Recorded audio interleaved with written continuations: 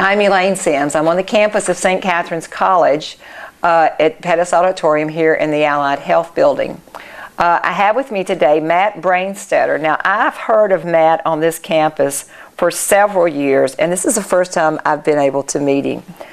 I think I probably have seen him and always thought he was a student. Very kind. What do you do here?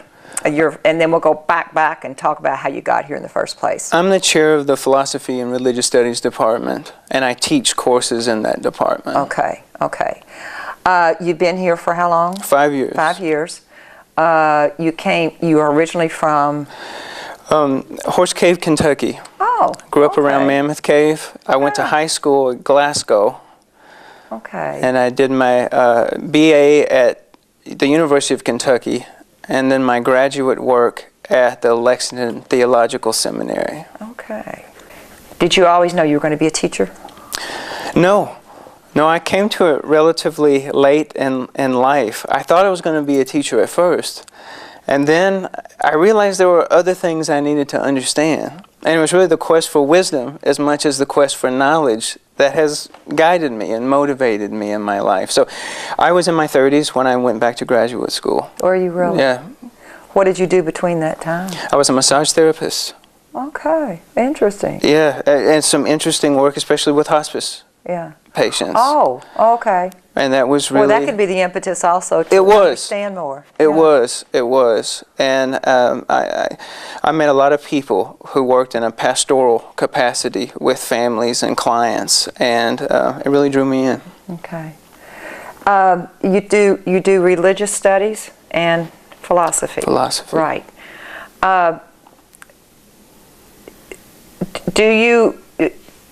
Were you drawn to that because of your upbringing, religious-wise, or you think it's just an instinctive part of you that there's this gift that you have to try to become? I would say a little bit of both. I lost my father when I was 9 years old. And people respond different ways to, all of my brothers responded differently to that tragedy. For me, it was a burning desire, to know what life is all about. It forces you to ask those big questions. And it's in philosophy and religion where I found people asking those questions and struggling to find answers to those questions. As a 9-year-old, you began to start that journey? Sure. It wasn't articulate at that point, just more of a but you know there was a sense. Yeah. Interesting. Huh. Has St. Catherine's been the only place you've taught religious studies? Yes. And how did you know about St. Catherine's? I knew the person who is now the Vice President of Academic Affairs, Don Giles. He taught at the University of Kentucky when I was getting my bachelor's there, and we had remained in contact over the years. So he let me know that a position was available teaching adjunct, as an adjunct faculty member, and I did that, and then it grew into an opportunity for a full-time position. Okay. And I'm naive about this. Did we have a religious study and philosophy did we have that department before you were here? Yes, we did. Okay.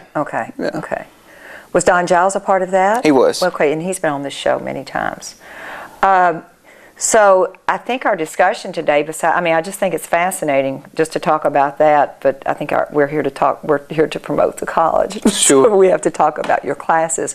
You have taken a class, I don't know if it's all this one class, and you brought in 4 speakers, and you want to give on religious studies. Yes. It was a spiritual teachers series, and a couple of reasons why. One is, over and over again, dealing with students, I realized that stress is a reality for our young people, our young students. Stress seems to be more and more a very dominant fact of life. And I don't know if we all have tools to deal with that sufficiently. So I thought it would be nice to bring people in from a variety of perspectives to talk about the spiritual life and what it has to offer everybody. And also trying to emphasize practical skills. For instance, and it was also from a variety of traditions, and it's interesting to note that these traditions have different things to offer us that I think we can all benefit from.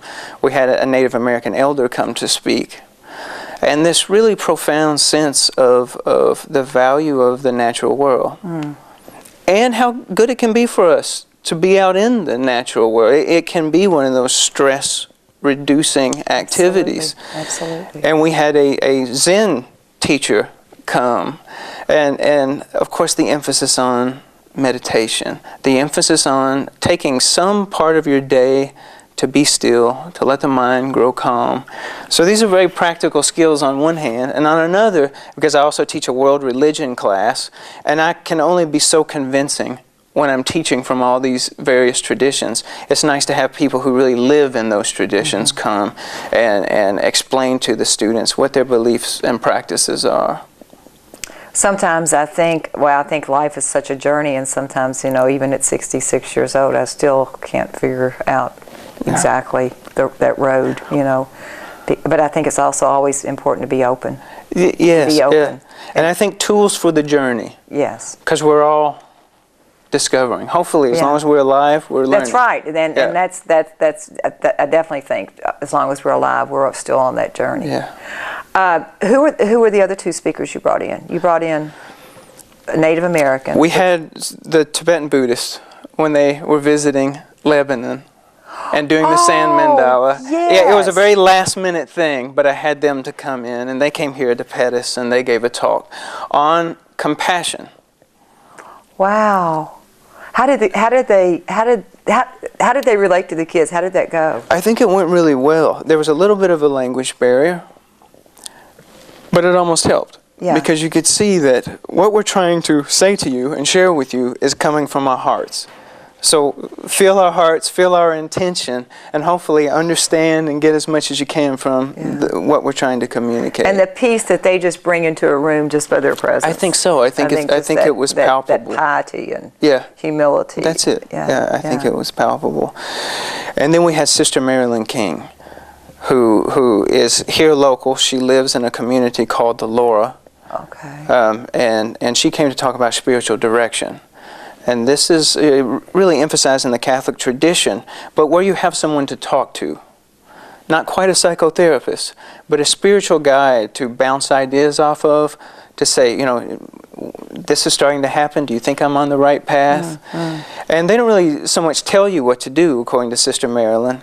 They just listen and try to point out options and help you make connect. Yourself. That's it. That's really it. Yeah. That's really it. Interesting. How many students were in the class? This particular, these events were not linked to a particular class. Okay. So I would always encourage students entice them with a little extra credit from a variety of classes. Whatever it takes. That's it, to come experience this, and then you can write a reflection paper on it. So you had a good response? So to pin, we had probably from 5 to 15 students show up for these various talks. How lucky they were to have these speakers almost one-on-one. I think so. I mean, wow. And I have to give a plug to the sisters who really came out in force to support these events and add their wisdom to the dialogue. So that's St. Catharine sisters. Yeah, so. That's wonderful. Yeah. So, I mean, I think sometimes we live in this holy lands of Kentucky, and we think of religious studies and we think of only Christianity. Sometimes we lock ourselves into whatever church we go to, and it's as you just explained, you went into different aspects. That's right. It's not just about Christianity. That's right, but not in any way to underemphasize the incredibly rich history and culture we have in the Catholic world and in the Christian world in this area. Yeah. So we're really, really, really fortunate to have the resources we have. That's really incredible. I wish I could have audited that. Yeah. That would have been wonderful. Wow. Is this something that you wanted to do for a long time, or is this something you thought about? I'm sure it wasn't easy getting it together, but you sure had an incredible panel to do this. It is something I wanted to do for a long time, and I think when you first start teaching, there's a lot to do. There's a lot to learning the ropes. And gradually, as you prep your classes and you get used to the process, some time and energy opens up to do other things that you can do with this job. And one of the great things that we can do is network with people. and say, you know, I'm teaching this class, would you be willing to come and talk to the class? And it's a wonderful way to make connections with people. Well, very creative. But I mean, to me, if you're going to do religious studies, it's a wonderful, creative way to open up a big world to a lot of these people. I hope so. To a lot of these students. And what else have you've done another project with, I don't know whether it was a particular class or... That is, teach a class called Homelessness and Issues of Faith, where we look at the reality of homeless from a variety of perspectives and a variety of social situations. So, you know, Bardstown has a homeless shelter, Bethany Haven, which is interesting. Lexington has homeless shelters. Louisville has many. Yes. Yes. So you get to explore the issue and the problem of homelessness from a variety of different lenses. And I think what it helps the students to see is that we want to keep people in the rural areas. We don't want to lose them to an already really growing problem of homelessness in the bigger cities because we don't have the resources. So I think this one reason Bethany Haven is so important is because it creates a kind of safety net for people who may end up in more and more challenging situations.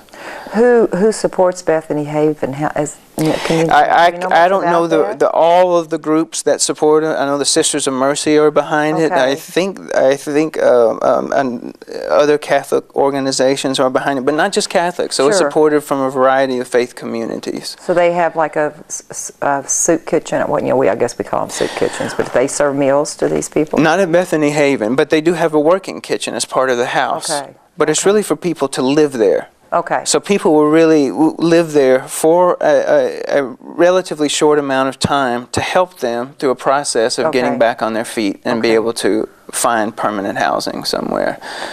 That's like the place in Lebanon that helps the abused. Yes. Yeah, and they're related. They refer out folks. So, especially if it's domestic violence, he sends them on. Were your students nervous going into this situation? Sure, yes, yeah, and I was too, but it doesn't take long. A few smiles, a few conversations, and a kind of mutual humanity starts to emerge even across very different socioeconomic lines. And as soon as that happens, everyone breathes a sigh of relief, because it's like, okay, this person's human, I'm human. It's not that we can't find anything to talk about. Yeah. Because we so you're actually in that situation. You were there with the people that were living in the home. Where in Lebanon, I think their identity is. Yeah. Well, actually, Barry McGuffin came here to talk about Bethany Haven. We took the class to Lexington with the Catholic Action Center and to various organizations in Louisville, where those were actually field trips. And this is part of a whole different way of envisioning courses. We call them stewardship courses. And the goal is to make the students' involvement with the community part of the formation process of the class. So what they're thinking about, what they're reflecting about, is not just information that they're getting from books, but they're actually having experiences. And the content of their own experience is forming the content of their reflection. So their thinking process and what they get to see and the people they get to meet really become one thing in these kinds of classes. It's wonderful that college students can see the opportunity to have an impact on people that they ordinarily wouldn't have been exposed to and probably would not have approached. You're right. And You're right. To see what a difference it would, and to reach out. And I mentioned networking earlier. In these stewardship courses, the professors are forced to network. But in that, students kind of learn the art of networking. That's great. So that you introduce an issue that really calls for some kind of change, but you're also part of the networking process. So the students are picking up on that as they're going through, okay, I can make a change. I can be someone who makes these certain connections, meets these certain people, and that can open the kind of doors for tremendous change. I didn't learn until much later in life that, you know, sometimes I think the fear of rejection and people saying no, but then you finally get to a point where you think, well, you know, you can only ask, and they can only say no. And if you don't ask, and I've said it many times on the show, I think so many people are willing to give, but there's some people, there's something about it that you have to ask them. And I don't mean of money. I mean of their Yes. talents or to be here. We talked earlier about we're bringing in the 3 students for with the Wendell Berry scholarship. And they're coming to a different country. They don't have family here. And to reach out to those young people in some way and again, network, invite them to your home. You know, and I think there's probably a lot of people out here thinking it would be so interesting to meet or that have been to that country where those kids are coming from, and to be able to come out here and eat lunch with them and talk to them about it. Yeah. We did this in our book club with Dr. Oglethorpe yesterday on the book he has just written, and most of the conversation was about his country and their customs in the village, and it just opens up a whole new world. It does. And again, you know, I think one thing, this comment he made when I interviewed him, he says, you know, we just in this country don't realize the opportunities we have. And to be able to reach out to these people that are much less fortunate. I think some people, you know, look at homeless people differently than others. And for young people to see that it's not a choice. Sure. I mean, every case is individual, but there are some amazing individuals. Yeah. And then you get used to living in this solidarity where sometimes these people don't know how to incorporate themselves back into the community. That's it. You said the key word, solidarity. Yeah. Solidarity, and I think there's a kind of solidarity intelligence. When certain relationships are formed that have been broken, you can think together. And it's not this group thinking for that group. It's through relation, through communication, this solidarity intelligence starts to come forth. Yeah. And I think... Well, I think for young people to realize that just a smile, I can remember my mother-in-law always said, you know, you don't know what it means to walk down the street and have a young person to speak to you. And just, you know, a kind word, offer something, it would speak so much for this generation. That's it. And when our students go into the shelters and someone from that side is smiling at them, you can experience firsthand how it takes some of the nervousness out. I bet. So you're on the other side a little bit. Yeah. Because you're thinking, do they feel self-conscious? What do they think about me being here? Do they think I feel sorry for them? That's it. All of those. All those things. Yeah. And then when they reach out and you can reach back. That's it. But I think it expresses itself on the streets when you're in the city or when you're in the country, but especially in the city, to smile at people. And if they catch your face, there's not very many people that don't smile back. Right. There's really not. A lot of people don't look up from the sidewalk. Yes. Yeah. A few don't. Yeah. A few don't. But these students, are they from around this area? I'm just curious, are they everywhere? From everywhere. I've had students from Africa come and take the class. Good. And then they give a completely unique understanding of culture and poverty and living together. And yeah. Well, it's a great topic. It just, as you can see, my mind's just clicking, clicking, because it gives us all a lot to think about. Stewardship is something that I think is being stressed a lot now in every religion, because I think we just need to reach out to each other. And use the talents you have. Some people say, I can't do this and I can't do this. Just like I didn't think I could do this show, but if they trust me, I do it. You know? And if I flub up enough, they'll get another volunteer. That's it. Yeah. Being willing to fail. Being willing to fail and laugh at yourself. That's right. That's it. And having a great editor. That's it. Yes. That's right. Being willing to fail and think that, you know, I just read something this morning on a meditation I did, and I thought, you know, just being able to step out of that box and taking that chance, and that's how you learn. If somebody says my life is so easy, you have to say, well, something's not quite right here. Because it's the challenging times that you learn the most. Yeah, it's the hardest times that you learn the most. I agree. Well, congratulations on this class. It's just, if you do it again, now that I know who you are, after I've heard your name 10,000 times here, I'm going to give you my phone number, and you do it again, I'll audit that class. I'll audit that. It's on the books for next semester. Okay, okay. I'm over 65. I don't know, but I could sit in the back and try to disappear. I'll put a black scarf over my head so you won't catch that I'm we'll old. find a way to make it work. Okay, okay. Well, congratulations. This Thank has you. been fascinating. It is such an honor to meet you because I've heard so much about you. So this was great. A pleasure This to was be great. here. Thank you very much. It was great.